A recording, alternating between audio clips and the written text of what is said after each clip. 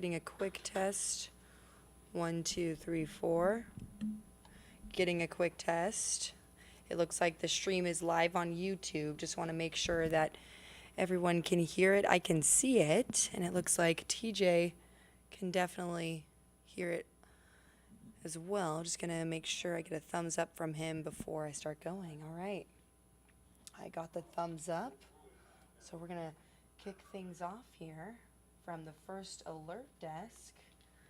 Good evening, everyone. Thank you so much for joining us here at the First Alert Desk. We love having you. I'm going to bring down my mic just a little bit. I don't want to be shouting at you on your Saturday. Definitely just want to make sure you guys can hear what I'm saying, but I don't want to blow your ears out. So again, we always love being able to pull this curtain back for you. We finished up our editorial meeting about an hour and 30 minutes ago. This is when we get to tell you what we've been working on, and we have some very unique local stories happening today that we are following that I wanted to make sure that we talked about. So let's jump right into it. I'm going to take you to Henry County first because this is causing a lot of controversy, and protesters showed up outside of the Noah's Ark Animal Sanctuary today following claims of animal abuse and neglect. Now, we have been following this story throughout the week once we learned about the lawsuit. Now, the lawsuit claims that the sanctuary violated the Endangered Species Act by improperly caring for 30 endangered animals.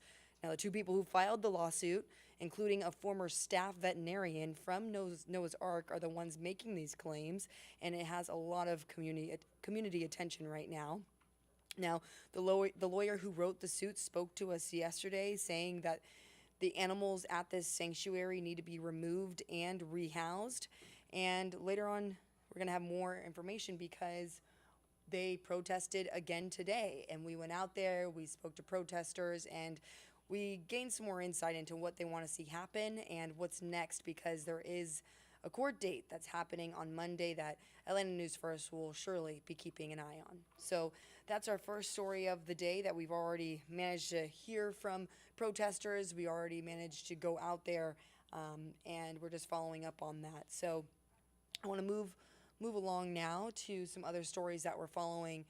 Our Atlanta News First reporter, Asia Wilson, is really working on a very emotional story for us tonight involving a fire captain out of DeKalb County who was on his way home from work when suddenly a car crossed over the center lane, slamming into his car. His car rolled over roof first into a ditch and hitting a utility pole, and now he can't feel anything from his chest down. And they are saying that Captain David McBriar has a 50% chance. I'm going to show you his picture right now. That's Captain David McBriar. They're saying he has a 50% chance of ever walking again, and he's, of course, trying to keep his spirits up. And he elected to talk to Atlanta News First today from his bedside at the Shepherd Center.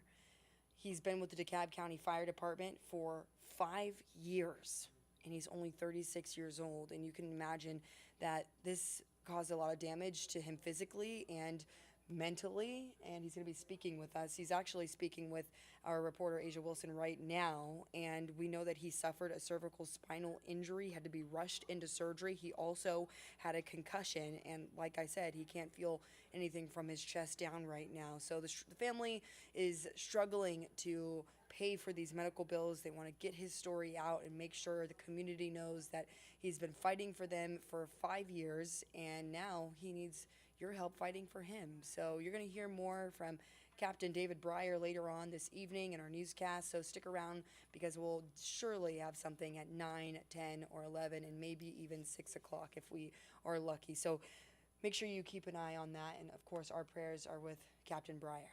All right. So moving along now, this is a story that I have actually had a chance to cover extensively, and you probably remember it if you were following the news coverage. It was involving the 16-year-old Susanna Morales, who suddenly went missing in July of 2022. Her family reported her missing in July, and then it was not until early this year in February when investigators unfortunately found the teen's body in a wooded area off Highway 316, and that's when more details really started to come to light. Now, they did charge a former Doraville police officer with felony murder, and they arrested him. His name is Miles Bryant. We learned a lot more about him. I actually even interviewed one of the other young teenagers who claimed that he was also stalking her, and she reported that to police as well. So this sparked a lot of concern in the Hispanic community as well, because this was at a time when several Hispanic teens were going missing and then later turning up dead. So this was a very big case that gained a lot of attention. And now tonight would have been her 17th birthday. So her family gathered today to celebrate her life and what would have been her 17th year of life that unfortunately she didn't get to celebrate. So we did manage to get some video from that gathering as well, and we're going to have a story later on this evening featuring her family and letting them speak on behalf of everything. And we've had several other teens go missing in Gwinnett. I've covered several of them, and this has been an issue that has been very, very prominent in the Lawrenceville community. So I did want to let you just take you back a little bit to just kind of catch you up and let you hear from her family. So I'm going to play the last time we spoke to her family, and I just want to look down at my notes really quick. We spoke to her family in March, and that's when the charges were announced for former Doraville police officer Miles Bryant. And you're going to hear from her sister, you're going to hear from her mom, who also had a translator, and you're going to hear what they wanted to see change. Our whole life to live. Gwinnett County's Hispanic community on edge and still grieving following the murder of Susana Morales. Her sister Jasmine saying that she'll remember how kind and talented her younger sister was. I remember when we were little, she was talented one, so she played the piano. So I would just help her sing, but she has a beautiful voice, a beautiful voice. The remains of her 16-year-old sister, who was reported missing back in July, were discovered last month in a wooded area off Highway 316. During a news conference today ahead of a community forum being hosted by Gwinnett County Police tonight, Morales' family and supporters called on police to release more information about their loved one's murder. Do you feel that there hasn't been enough transparency? See, I think across the board, there need to be better processes in place for when not only young Black and brown girls, but all girls go missing, as well as better processes in place for police-involved murders. Morales is one of 3 Hispanic teens reported missing and found dead in Gwinnett County in as many months. Through a Spanish-speaking interpreter, Morales' grief-stricken mother struggled to hold back tears as she addressed the news cameras over Zoom. Trying to help others in our community and other communities who are missing children and young girls. We do not want this to happen to any other families. We do not want any other families to go through what we are going through. Don Shipman, Atlanta News First.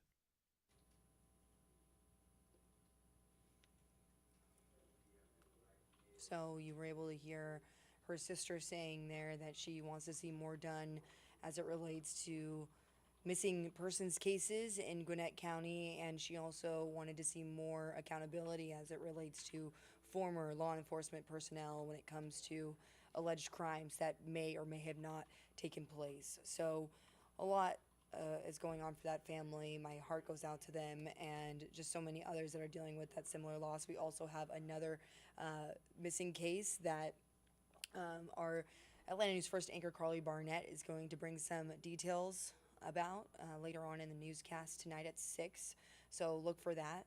That's also involving some other teens that went missing in Gwinnett County. It was 2 high schoolers. One has since been found and the other has not been found. And the family has consistently reached out to Miss Carly Barnett about this and expressing concern, and is again still looking for answers. And whenever it comes to these missing persons cases, my experience reporting on these issues and speaking with the Gwinnett County Police Department, they have said, when they had a lot of pushback from the community, they did hold a forum and they were saying, when your child goes missing, it feels like our own child is going missing and we treat it the same.